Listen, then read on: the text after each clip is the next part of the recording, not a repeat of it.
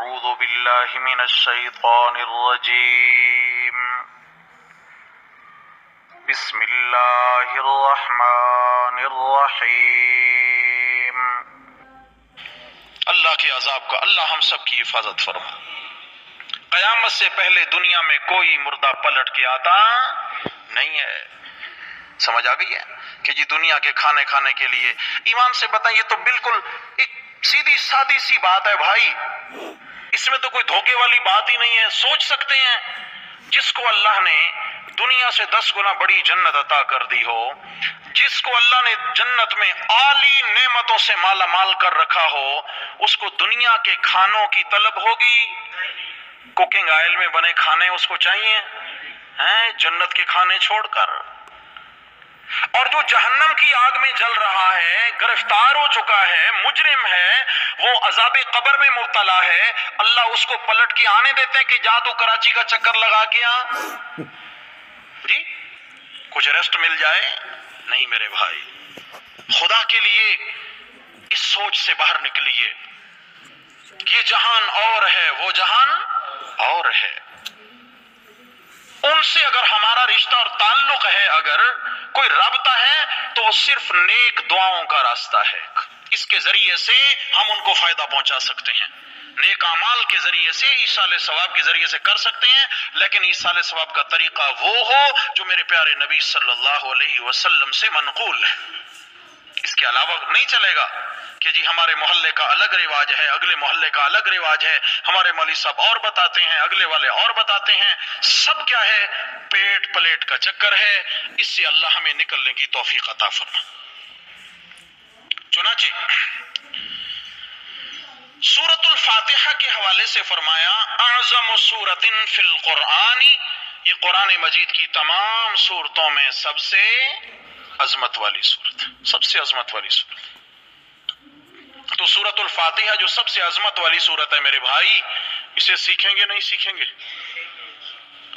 چنانچہ آج بنیادی طور پر جو ہم نے بات کرنی ہے، جب بھی کوئی اس طرح کی مشہور سورت آتی ہے تو اس کے جو صفاتی نام ہیں، الحمدللہ اللہ کی توفیق سے ہم وہ پڑھا کرتے ہیں۔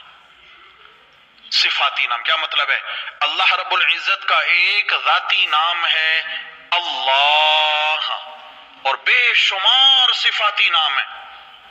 رسول اللہ صلی اللہ علیہ وسلم کے 2 ذاتی نام ہیں، محمد اور احمد، اور بے شمار صفاتی نام۔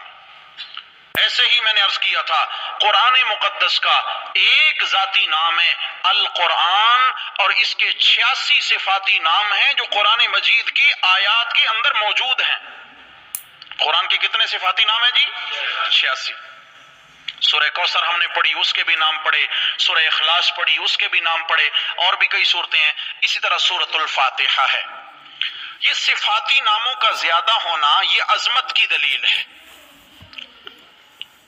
عرب والے کہتے ہیں کثرت الاسماء تدل علی شرف المسمى، کسی میں زیادہ صفات کا پایا جانا اس کے شرف اور عزت و عظمت کی دلیل ہوتی ہے۔ ایک شخص ہے، اس کا نام ہے عبداللہ، وہ ظاہری اعتبار سے حسین و جمیل بھی ہے، عالی نسب بھی رکھتا ہے، اور اس کے علاوہ قرآن کا حافظ بھی ہے، قاری بھی ہے، عالم بھی ہے، مفتی بھی ہے، شیخ الحدیث بھی ہے، شیخ التفسیر، شیخ القرآن بھی ہے، بہترین مبلغ اور واعظ بھی ہے، تہجد گزار اور شب زندہ دار بھی ہے۔ میرے بھائی کیا خیال ہے اس عبداللہ کے اندر یہ کثیر صفات آئیں تو عظمت بڑھی یا کم ہوئی؟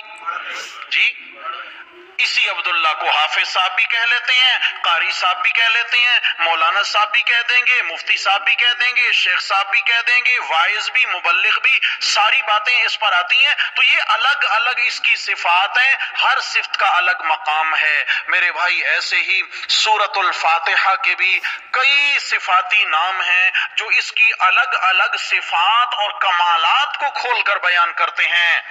تفسیر کبیر میں امام فخر الدین رازی رحمہ اللہ، بڑے عظیم پائے کے مفسر ہیں امام فخر الدین رازی رحمہ اللہ، انہوں نے تفسیر کبیر کے اندر سورۃ الفاتحہ کے 32 نام ذکر فرمائے۔ کتنے میرے پیارے؟ اس کے صفاتی 32 نام ذکر فرمائے ہیں۔ اس کا مشہور نام ہے الفاتحہ۔ کیا ہے بولو؟ حالانکہ آپ دوستوں کو پتا ہے، پہلے بھی یہ بات کئی بار اشارتاً ہو چکی کہ قرآن مجید کی جو سورت کا نام ہوتا ہے نا، وہ اسی سورت کے کسی لفظ سے لیا گیا ہوتا ہے، اور یہ من جانب اللہ مقرر ہیں۔ من جانب اللہ، کسی عالم کی طرف سے یہ تقرر نہیں ہے، من جانب اللہ یہ نام مقرر ہیں۔ رسول اللہ صلی اللہ علیہ وسلم نے خود ان صورتوں کے نام تجویز فرمائے ہیں۔